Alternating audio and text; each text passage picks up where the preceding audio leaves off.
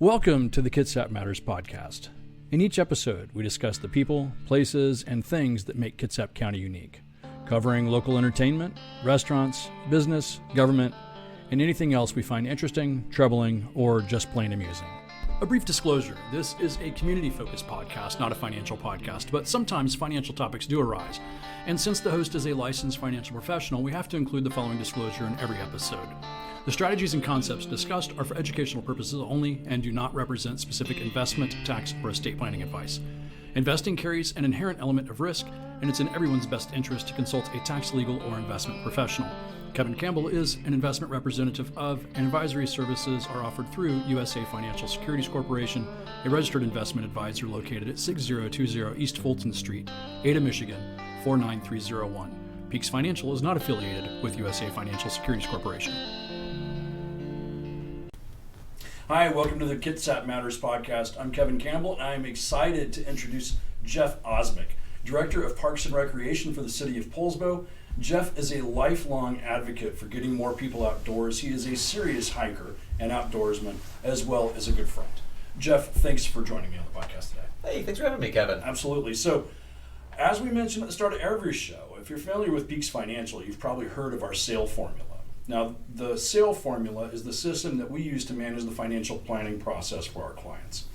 It's all about the key components of our planning philosophy. So in the name SAIL formula, the first four letters of the word formula, F-O-R-M, represent something to us.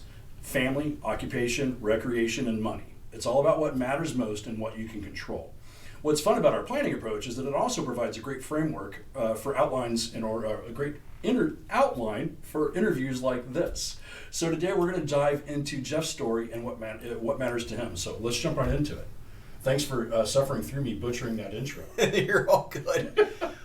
So when you're doing introductions to podcasts, have you noticed where your guests are looking? Are they laser-eyed on you? Are they laser-eyed on the camera? Or do you ever find them wandering around? I've never really noticed because I'm always looking at the camera. Right? Yeah, I'd be curious about that. Yeah. Where are people putting their attention? But thank you for having me. This is absolutely great. I'm very fortunate to be here. I'm thrilled, and it's going to be a fun conversation. Yeah, absolutely. So we're going to kick it right off. We're actually going to follow that format. We'll start with family. We'll chat about that a little bit. Then we're going to get into occupation, recreation, and the funny thing for you, occupation and recreation are almost the same thing. Very much the same, yeah. I found my passion. I love my passion, but it took a number of years to figure that out. That's awesome. So occupation and recreation are almost the same thing. And then we'll talk a little bit about money, and we'll just see where the conversation goes. I'm really looking forward to this. Awesome. So funny thing is, for everybody listening to the podcast, Jeff and I were sitting here having all kinds of conversations, and Quinn, who's over here running the gear, says, this would be really good stuff for you to actually be talking about on the podcast. Can we get going here? So when it's not official, there's actually podcast material happening just naturally all the time. Right, yeah. So anyways, let's talk real quick. I know you're a big family guy. I know you just recently spent some time with your, I think, brother, father, or something like that. Yep. So talk about a little bit of, the Jeff origin story. Oh, man. Okay, so Jeff origin story. I'm the youngest of five, so two brothers, two sisters. I'm the hand-me-down child. I'm proud of being a hand-me-down child. My mom gives me a hard time on that. But the joy of being a hand-me-down child is, and being the youngest, is I got away with everything. Right. And so and I didn't know this, right? When you're the youngest, you don't always recognize that you get away with everything because you can't compare it. You weren't around when everybody else had to suffer through whatever the rules were with the parents. Right. But when your brothers and sisters say, yeah, you get away with everything, well, that's just normal. Right? Right. I mean, like, that's how is that not the case for you? But I learned with two older brothers and two older sisters, and they're many years older than me. Sorry, Mark, Brian, Teresa, and Laura. I won't say their ages. But what was important as I started growing up and I left the nest and started traveling around the world and the country working on these outdoor jobs, I had an incident years ago in the Caribbean where I almost lost my leg and lost my life on this bacterial infection, and the whole thing swelled, and super, super scary, terrible time. Like, everybody's got a dark time in their life. Mm-hmm. That one was pretty traumatizing for a number of years. And it's easier to talk about now because it happened back in 2008 or so. But why I'm mentioning that is it clicked that what's important in life to me when you're in a hospital bed and who comes and visits you and what do you think about and that point, it really clicked about how important family was. Because, when you're growing up and you're in your teens and you're in your early 20s and you're trying to set off, you're focused on yourself a lot of those times. And at that point, it was a really good shift for me about relationships and the importance of family. And it was a whole refocus of where I wanted to spend my time and how I wanted to spend my time and to be intentional on that.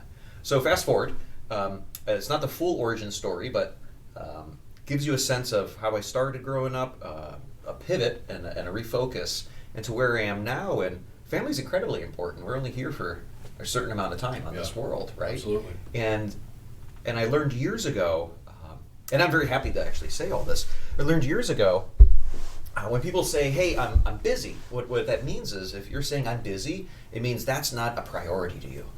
And so it's like, I'm too busy to fly down for Thanksgiving, whatever it might be. Well, being with my family for Thanksgiving is not a priority. That's what it could sound like. I'm too busy to make a dentist appointment. Your dental health is not a priority. Not your priority, right? And so what I've focused on, probably these last 5 years, as we're all aging and thankfully my whole family's still together, is really being deliberate and trying to find time. Yeah. And so taking time out and taking money out, putting aside so I can go visit family. And that's completely shifted how I approach. I can now hang out with my brothers and go backpacking. I get to see my sisters, hang out with my nephews and nieces. Because your family's not local, right? They're all over the place, all over the country, yeah. So I'm the only one up in this area, but we have people in family in Texas and Minnesota and Maine and Colorado and California, scattered all over. And then extended family all over the whole country and out of country as well. But I'm just talking about the nuclear family right now. Awesome. So let's jump into the occupation side, right? So Parks and Rec director, and you are a serious outdoor guy. I mean, you certainly practice what you preach, which is one of the things I love about you in your role. And I know when you got this role, I was advocating oh, you were? for Yeah. Going, this is the perfect this was great. guy for Thank you for role. being my cheerleader. That was actually really helpful. And when you apply for positions, you don't know how it's going to go. Yeah. And there have been times in my life that I was really good at coming in second. Right. That's not what I wanted to be. Right. What is it? I mean, the harsh side of that is that's the first loser is second place. Yeah, something. Right? And everything's a lesson to build upon and build upon. And I'm fortunate enough to have built enough to been believed in to take this role. And I love what I do. Absolutely love City of Poulsbo. Love our community here. And so it's thankful. So thank you for cheering me on and being that support. I think so. When Jeff and I met, you were and worked at the Bainbridge Parks Department. Yep. I don't remember what your official position. I ran the outdoor program on Bainbridge, right? And so that was a great job. That was taking a brand new position where I had zero staff, zero funding, and zero programs, and zero equipment, and turned it into a nationally award-winning program in 10 years. That's awesome. And that is, and I had an amazing team. We have that program still going very strong, and it's great when you can build that legacy and you can serve tens of thousands of people, and you can have the metrics that show that. And then you can take that model and hand it to a different agency and say, hey, listen, if you want to do a mountain bike program, you want to do a community sailing program, if you want to get kids active after school, it doesn't have to be a formal thing. What interests them? It could just be getting out in the woods. Right. Okay, so you touched upon my passion. You can see me lighting up right now. Yeah, and what I thought, and this is why I thought that I was like, Jeff is perfect for the role in Poulsbo, was I saw what you did in Bainbridge, and I don't know if this was just, if this was, I don't know what the catalyst of this was, but I was amazed by the public-private partnerships that were, because I moved here from Texas, that's right, yes. And where I was like, I'm sorry, what's happening here? The Public Parks Department is actually working with the school district and working with some private organizations as well to all work towards the same goal. I don't understand how this works, right? Because that's not something you see often. Yeah. I recently said that. I was like, this is Jeff's superpower, right? That's actually what I was going to quote. If you didn't bring it up, I was going to say, so what Kevin told me when he introduced me to Rotary and a number of others was, he's the king of collaboration. Yeah. And you nailed it. Your superpower is collaboration and setting a vision and bringing the people together that can achieve that vision and figuring out all the, and the problem is usually, this is my assumption, is I would assume the problem usually isn't intention, the problem is red tape. It can be. Yeah, and you've been able to navigate that, and it's been very impressive. I wish you had some wood around here. Right? Yeah, no kidding. Here, that's wood. That's wood. But what you're speaking about, thanks for that tee up, because that's actually really fascinating. We have public-private partnerships or just collaborations why work against each other when you can work together, right? We have limited resources, but we have people with similar passions who aren't talking. So how can you connect them? And some of the things I tell my team is, I don't know how important communication is to you. I think it's incredibly important. Of course. But all problems and solutions stem from communication. Yeah. And so if you can get the two parties who may not be communicating but have a shared vision and mission and can benefit from working together, great. Be the connector to make that happen. And in Poulsbo, we're really fortunate because we are in an opportunity-rich environment. We have opportunities to work with not only school districts, nonprofits, service groups, volunteers, individuals. We can do so much for our entire community, but it all involves connecting people. Yeah. And that's how we're gonna be stronger moving forward together. And I think that's I've heard that somewhere. We're stronger together, but it's true. The reason we hear that is because it's working. Because it's true. And there's power to be a leader, to go out in front because someone needs to start the process, sure. But you can only do so much alone. You have to bring others with you, and you have to lift them up and connect them and show that they're valued. And so that's what's, for instance, can I jump into another one? Yeah. Okay, so there's a 25% of Poulsbo is over 65 years old. They're seniors. And another 14% in the next 5 to 10 years is going to be reaching that threshold. That's higher than and the reason I know this is because I've been involved with it, is that's higher than anywhere else in our region, in Kitsap, and it's higher than the median in the state. So we have a higher population and demographics than any of the other areas. And so there's a need because we have this higher population level of seniors. And seniors, unfortunately, aren't fixed income. You well know this. I imagine some of your clients are seniors. And so they have limited resources, and they need to stretch those resources. Then you take COVID that happened, and everybody was isolated. Right. So now they're removed from their social networks, their community, ways to engage, and they're also high risk because of COVID and anything else that's floating around out there. So why I'm mentioning this is how can we serve our seniors? We have different organizations that are doing little pieces. Well, why not tie them all together? Why not sit down with everybody, or one at a time? And I call it a spoke and hub system. So you have your hub, and then you have all your spokes. And if you get enough spokes, you make a pretty big wheel that has a large impact that can roll around. But it involves talking to each of the spokes. And ideally, you have one central area where, and I'm going to talk about this on 2 levels because you touched on something really neat. Through these collaborations, every single person, so we can say Martha Mary might help out. We could say Fishline might help out. We could say the North Kitsap Senior Center is part of that. Maybe the city of Poulsbo. But who else are we missing that could benefit from this? And if those seniors can approach any single one of these organizations and they're supplied with the same knowledge of services, right? They come in through any one of the spokes, but then they're connected to the whole wheel. Right. Here's the other resources that are available to you through other organizations 100%. In our community. Right. Now you've reduced all the barriers, and that's a need in our community. I'm just picking on seniors because they have limited resources and they're an at-risk population, right? They don't have as many resources as others do. Why I also like the Spoke and Hub system is we have this really great program through Fishline.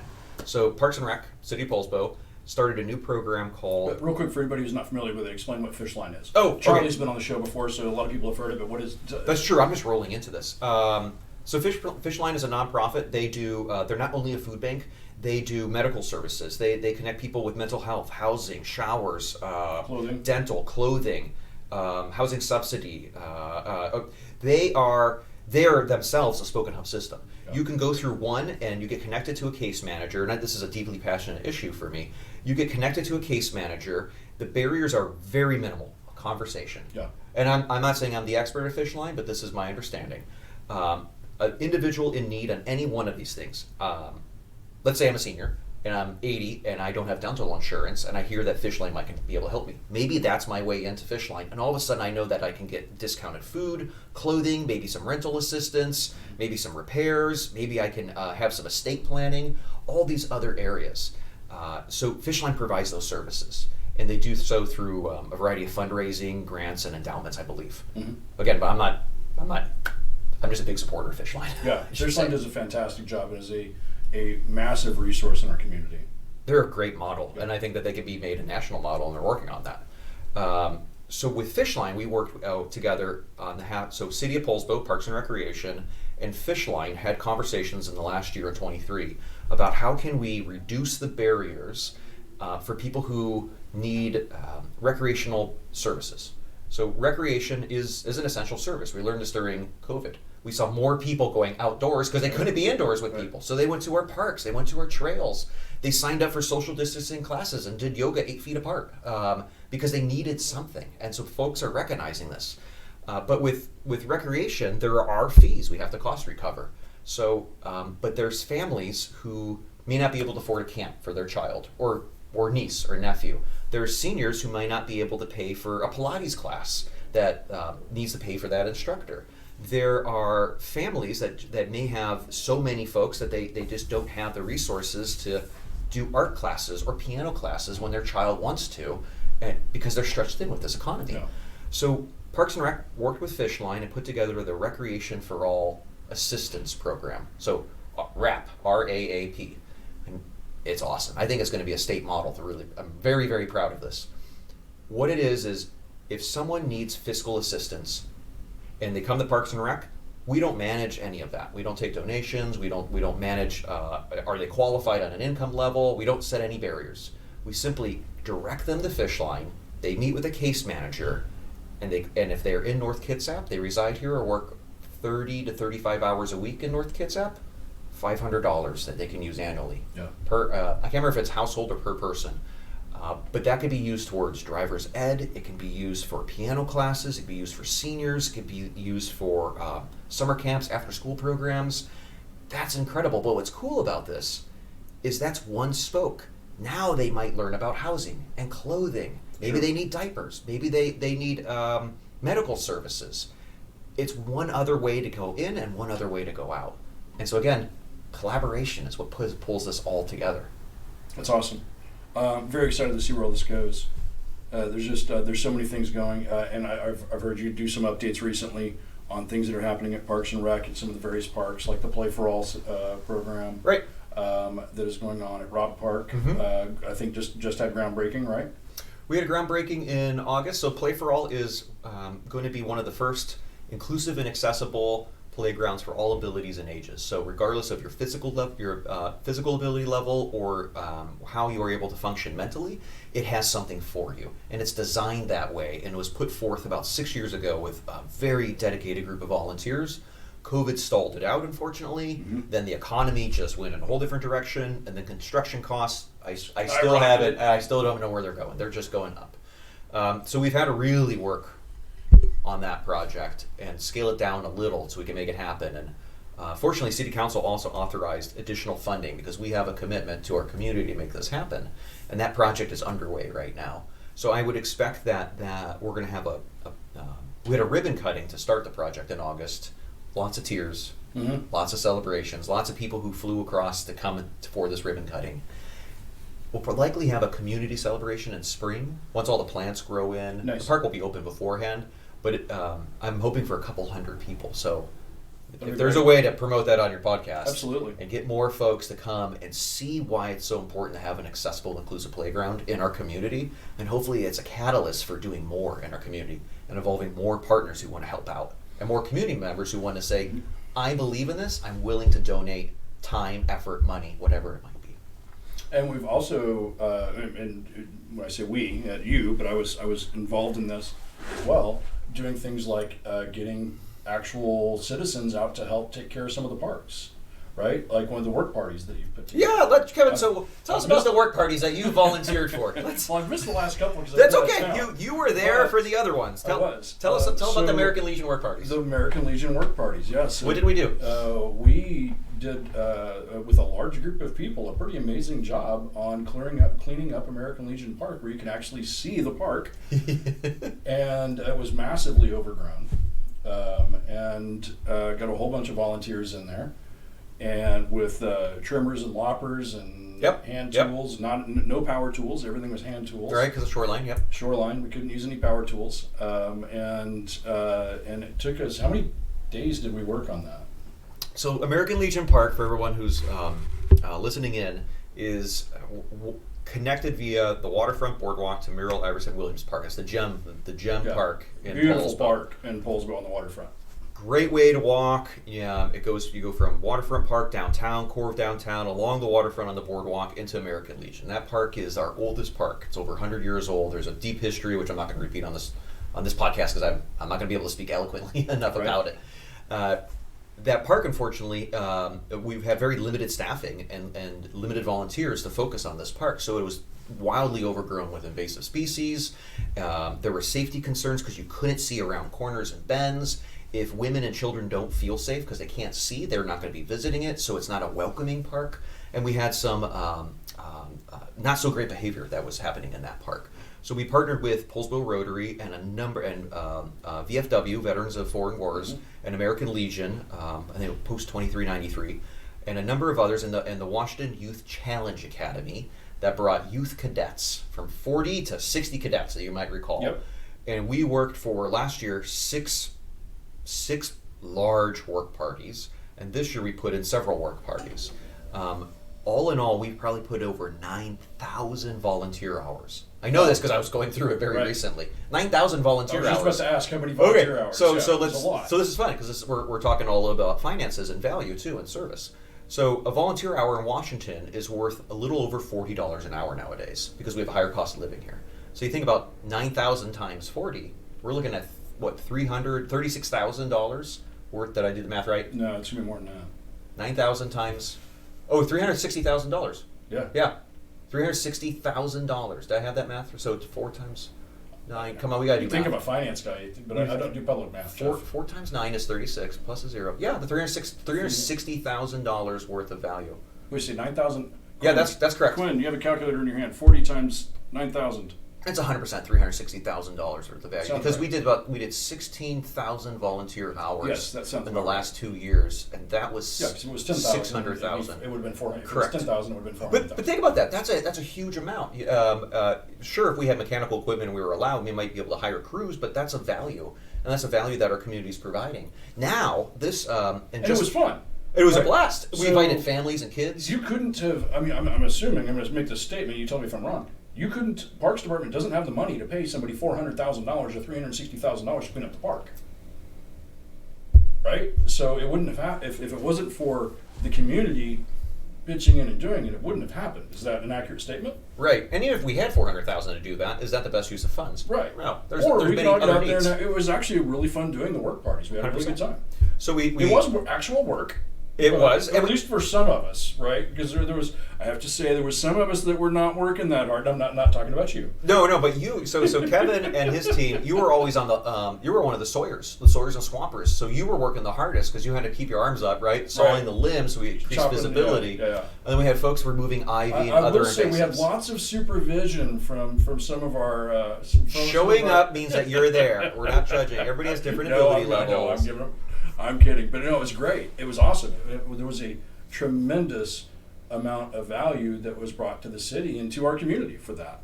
And that's the kind of stuff I'm talking about. Where like I feel like you're like the king collaboration, right? Of being able to do these things. And now you've got a group of people that are willing to come out and start doing that. And I think one of the cool things would be here on the podcast and other ways is to get the word out and go, hey, come volunteer some at parks. Just even if it's a day, spend an afternoon, spend a couple of days. So you'll like it. Volunteer for parks and help do this because we have. How many parks do we have? 27. 27 parks in the town. 170 acres. In the city of Poulsbo. Yeah, that's 4.4. Oh, Mira's going to kill me. 4.3 square miles. I hope it's 4.3. It's tiny. It's itty bitty. Very small. We're very concentrated growth. Yeah. So we have 27 parks full of things that grow incredibly fast in Washington. And a bunch of invasives that we have to get rid of and we have to manage. And so I'd encourage any of you, listen to the podcast, come spring, I don't know when these are going to kick back up. I'm guessing it's going to be spring, summer. It is. We're starting to wind down now. Yeah. Come spring and summer, get out and help and check with parks and say, hey, when's a work party that I can volunteer for, and come out and do it. It was great. We had a lot of fun doing it. It was really cool to see the community out doing it. And it was interesting to see the people walking through the parks starting to realize that this work party is a little different, right? People who are actually like not there to work, but we're just having to walk through the park, and they started realizing, people were realizing, hey, these are all volunteers out here cleaning this thing up. Yeah, so visibility is a huge thing. That's Yeah. one of our focuses for this next year. Is we're man, there's a quote in a colleague's office that resonates deeply with me, and I think it's a Harry Truman quote, and it says it's amazing what you can get done, and if you don't care who gets the credit. Right. Yeah. 100% believe in that. At the same time, if people aren't aware of what you're doing, then how can you generate more support to keep that action going? There was almost a quote I read this morning at a Rotary meeting, because it's important to get the work done, but it's as important to make sure people recognize so they know how to help, Right. or that it's happening, and they know how to support it in some way, even if it's just, hey, you should be aware of this. That American Legion, we had a work party just last weekend where, remember, we did 2 years of removing invasives. So it's not just like, hey, we're doing a cut, we're trying to just maintain it. There was that, but also we want to make sure we'd have long-term. We put back the native plants, we remove the invasives, they compete with each other. So I think we planted 148 300 native species last week. Awesome. We still have 48 more plants that are kind of sitting there. So if anyone wants to plant some plants, please let us know. Yeah. But that's what's happening, and we had community members from all over the place. A family here, a family there, native plant societies who've come, and just citizens who said, hey, we saw you doing this in the last 2 years. We'd love to come down for an hour and just do some plants. And little kids learning about sword ferns. Yeah, And other very ways. cool. How cool is that? Yeah, it's awesome. Right in their backyard. All right, so we've hit on occupation pretty heavy. So you're, again, fantastic role. Let's talk about recreation, which is for you very closely related. Obviously, you're a serious hiker. When I say serious, I think what do you mean by serious? I'm well, not I think like questionable judgment is what comes to my mind. No. Questionable judge. First of all, it's okay if you don't slip. Right? Yeah. So I remember, obviously, you and I are friends. So I see your stuff on my Facebook feed. You do some amazing hikes, and I know you and your wife Liz, or Elizabeth. She goes by either. Yeah. Either have done some amazing hikes, but sometimes you're quite often out there by yourself doing hikes. That's recent. Yeah, and I've enjoyed that. And I remember one time, it was I think last year or the year before, you were talking about doing Rainier in the snow and going snow camping. I did. And I think, and at one point you were like, "Hey, you should go with me." You should. Why are you not going? Do you remember how I responded? It must have been no, because you didn't come with me. Well, I said, "Is there a Hilton at the top of that I'm not aware of?" We can make you a nice little snow cave. We'll bring a little handle of whiskey. You'll have a great time. Right? Yeah. So you love like climbing Rainier in the snow, camping, making coffee, reading a book in the snow. Oh, you nailed it. Yeah, it's actually nailed it. Yeah. So but you do some serious hiking, and you've done some stuff in Europe. Don't you have something coming up that you've been working on? So we are. Well, we're doing. We're not doing hiking this winter in Europe, but next year, 2 trips. One, and I just have to book the tickets. So if you look at flights, I'm waiting for the prices to drop to buy the round trip tickets. But two big hikes next year. Those will be solo hikes. Solo hikes are a little different. Normally, my wife and I are always out there hiking. We found some joy in doing some solo hikes because we have just different personal goals that can be achieved, and it's a blast, and we're still communicating all the time on the hikes. Mm-hmm. And then we have plenty of joint hikes. But the 2 solo hikes that I want to do one is in Scotland on the West Highland Way Trail. So that's nice. 96-ish miles, 93, 96 miles, depending. And it goes from Glasgow, Scotland, which is in the south, and it hikes. The route's going to go north over to Fort Williams, and you can divide that 93 miles into X amount of days. You can go leisurely, do 7 miles a day. You can go a little faster. And I found recently in this fall, because I just got back from doing the northern loop on Mount Rainier, and I was hiking really fast. Good heart rate, really booking it, having a blast. I could probably do 14 miles a day. I know there's hikers who could do 20 or 30. I mean, those are serious hikers. But hike your own hike. Everybody's got their own pace. That's just me. I'd like to go my own pace. My pace just happens to be a bit quicker. And what's cool about the West Highland Way... Go too fast, you don't get to see everything. Exactly. So it's like, well, how do we balance it? So with the West Highland Way, and I'll talk briefly on the West Highland Way, because I've thought about this for many miles hiking. I figure I'll do it in how many days? I think I'm going to do it in 5 days. Yeah, five times. That's boogieing pretty good. 93 miles divided by... Oh, you're putting me on the spot. Quinn, do you have that calculator still? Yeah. What's 93 divided by 14? 6.64. 7 days. 7 days. Okay. So I'll do it in 7 days, and I would give yourself 8. I think I might be doing it in 5. Shoot, I forgot. Because I got a different trip I'm trying to figure out. But either way, you hike north. I'm going to camp the whole route. They do have Airbnbs and things like that. And you're doing this in 2025? Next year, yeah. It'll be in spring before the midges come out. Midges, if you aren't familiar, are basically the National Defence Force of Scotland. They're little biting, cloudy insects, and they come out in like late I've heard May. about them. Yes. They're terrible. So you want to no see 'ems, but clouds of them. So late April, early May to avoid them. And I'll probably be doing about 14 miles a day. And along that route, I'll have lightweight because I don't have to bring a lot of food. Because there's pubs along the whole way. So I get breakfast, lunch, and dinner, and I get to try these local beers that are only specific to the area, right? And then there's a distillery on the first day, so of course I need to Okay, now you've got me interested. Oh, well, you need to come. It's going to be a blast, right? And you don't need to bring all the gear. And, they have hot showers and stuff along the way, except for a couple of the wild camps. So that's one trip that I'm very excited for. And then this weekend I might get tickets because the prices just dropped. I want to go do Iceland and the Lugarvegur Trail. And that's a trail I'll probably do in about 4 or 5 days, 40 miles. It's not much, but it's through that whole volcanic area, right? So where you see the hills that are all in the pinks and reds and golds and blacks and greens and the giant waterfalls and it's gonna be fun. It's gonna be a lot of fun. I always love the videos and especially like your drone footage and stuff like that you shoot on some of your. I have a drone for sale. My wife told me how to sell the drone. So if anybody would like a very good drone with extended batteries, it is for sale for a very discounted price. Please contact Kevin to get a hold of me. But that was the drone video. When we did that last year, we did a bucket list trip, which was the Tour de Mont Blanc, which was something like 100-something miles. You hit Italy, Switzerland, and France. So one big loop around Mont Blanc. And we camped, and we also stayed in some places, and we ate ridiculous amounts of cheese along the whole way. But we brought the drone with us because it's allowed in certain sections. And there were ridge lines where you're on like a catwalk. A catwalk being it's really tight, or it's also called the knife edge, of a ridge. And we're walking along the ridge. It's like green, like verdant green on one side. It's beautiful, and then it's all rocky on the other because of the way the weather hits. And you got the drone, and it's just circling to show you the scale, and it was worth it for just those shots. Very cool. But that was also 3 pounds of batteries. Right, yeah. And I count grams. Right, yeah. Because for viewers, every ounce saved is an extra ounce for chocolate or whiskey. There you go. Backpack. There you go. There's my motto. Right? Priorities. You gotta have your priorities. I mean, you asked about outdoor recreation, and so, but serious rec is you hike your own hike. I like to go snow camping in any season, little ramen, little oatmeal, read a book, hang out. It's a good time. It's Jeff in his happy place.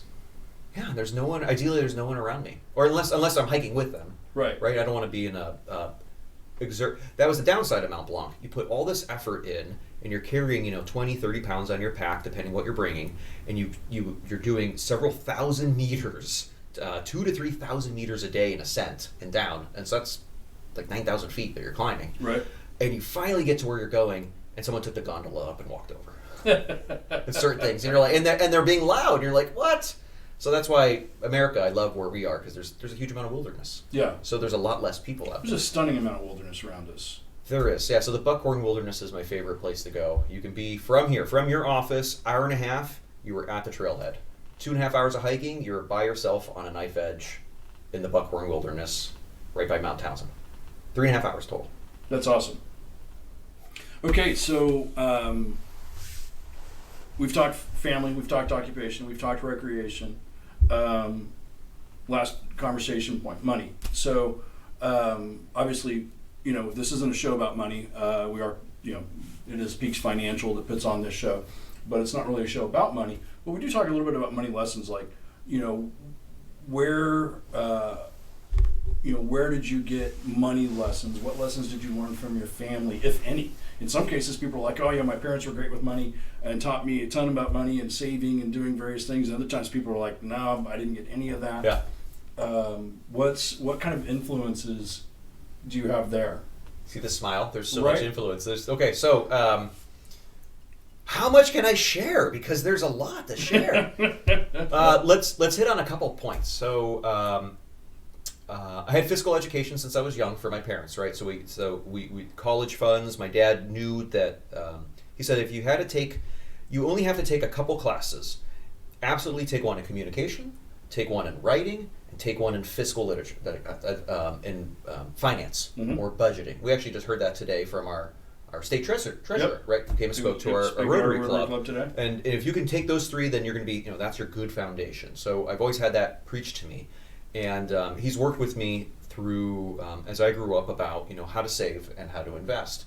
But it wasn't until I hit, where was it? It was out of college where I started learning. So I knew about Roth IRAs. I knew about all of those. I was aware of those. But then I did my own research, because there's one thing when your parents are telling you something. There's another when you take interest and you start absorbing it. And it was when I was working as I used to be working on a tall ship years and years ago. So I was working at the Port Angeles, only making $200 a week, and I had access to the library, so I had a lot of downtime to read books. And I read about Rich Dad Poor Dad, Robert. Remember Kiyosaki, right. Yep. So I read Rich Dad, Poor Dad, opened my eyes. I also discovered one of my favorite books in the whole world, and this is a book I give to my nieces and nephews when they graduate. In fact, we're going to give one here to my nephew here soon, and he knows it's coming. The Richest Man in Babylon, which is an awesome short read, and there's some fantastic life lessons that are universal in there. Like, those 2 are the ones that really sunk into me that I try to practice. I don't remember everything from Rich Dad, Poor Dad, but the Richest Man in Babylon, I do. Always pay yourself first for anything else. 10%, and these are lessons from Babylon, so it's written in that language. Thy gold pouch shall grow and jingle more and be heavy, and it resonates with you, So that was who doesn't like gold? Right? Yeah, and especially pouches full of gold. And it also, and they're in this book, and I really recommend The Richest Man in Babylon. Short, simple, easy read, fun. It's a great gift. It's like $5.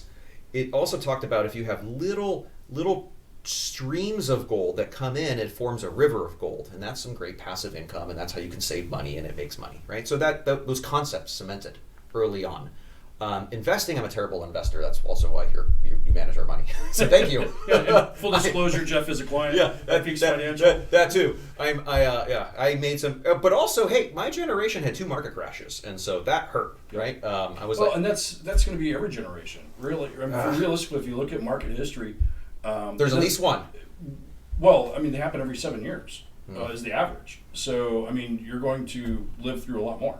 So I made some. There's the good news for you, Jeff. Is you have a lot more recessions to go through. So I had all this idea. We had you had the stocks, and then the market crashes. We're like, well, should we buy? Should we sell? Then we did the stop loss orders, and then anyways, realized that if you just put aside your money and you put it in the market, you leave it alone, it'll grow and it'll start compounding. Now let me fast forward to a different set of financials. So learn a lot of hard lessons, and learn that managing money is a lot more simple when you don't try to time things. Market timing is a challenge. The lesson that I do want to share, which links to recreation and occupation, is setting aside, I call them buckets, fiscal buckets. So here's your emergency fund, here's your car repair fund, here's your checking fund where money comes in, money comes out, and then any other funds for specific goals, college, whatever. I have a fund. So the fund is automatic deduction. A certain amount of money goes into the fund. And if I leave it alone, it actually starts getting pretty nice. And then it compounds in interest too, about 4 to 5%.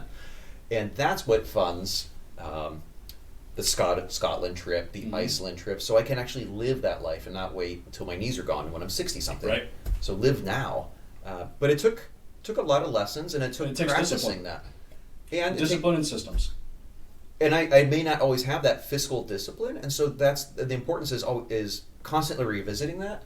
Am I making good decisions, and then airing it past professionals and colleagues and friends and family who you trust, right? Like, hey, what do you think of this? Well, what are your goals? Okay, that fits. Oh, actually, that doesn't. You might want to rethink that. Yeah. And I'll also say that's very much living intentionally, right? You're doing things with intention, and that is a great money lesson right there. So that's going to take us to the end of the show today. So we've hit all the topics: family, occupation, recreation, money, and you're out of coffee. So that's obviously. I know that is about the timing, huh? Yeah. So Jeff, thanks again for being here. It's been a blast having you on the show, and look forward to many more years of adventuring together. Yeah, we need to do this again. We should do an update. So we should. I didn't. We'll have to have you back after Scotland. I want to hear about the Scotland trip. Okay, so we definitely do Scotland. We got to get you winter camp. Can we take your? Can you do a mobile show? Can we You're do? not going to get. The problem is our sound guy. It does not. No. We can do an update. So what can happen is you and I can go winter camping. We'll take some like cell phone videos that you can stitch into the interview and be like, let's go back to when you took me winter that'd camping. be fun. That'd be fun. And then we can show Kevin shivering or happy because winter camping is not scary. You just bring enough warm clothing. Can we and go on? food. Can we take snowmobiles? We can go to Eastern Washington and do that, and we can snowmobile to fire lookouts that you could then rent. Ooh, Oh, okay. yeah. Now we're talking. Now you're getting into my speed. And they have wood and stoves. Yeah, And as long as the fire's going, it's warm. But otherwise, you just bring blankets. It's easy. that sounds awesome. Okay, it's record. You heard That sounds like a blast. Yeah, I'm in on that. Okay, so thank you for having me. We should definitely follow up and do let's little do it. updates on our adventures. Awesome. That's going to wrap another episode of the Kitsap Matters podcast. Thanks for listening, and we'll talk to you next time. Have a great day. Bye-bye. A brief disclosure, this is a community-focused podcast, not a financial podcast, but sometimes financial topics do arise. And since the host is a licensed financial professional, we have to include the following disclosure in every episode. The strategies and concepts discussed are for educational purposes only and do not represent specific investment, tax, or estate planning advice. Investing carries an inherent element of risk, and it's in everyone's best interest to consult a tax, legal, or investment professional. Kevin Campbell is an investment representative of, and advisory services are offered through USA Financial Securities Corporation, a registered investment advisor located at 6020 East Fulton Street, Ada, Michigan, 49301. Peaks Financial is not affiliated with USA Financial Securities Corporation.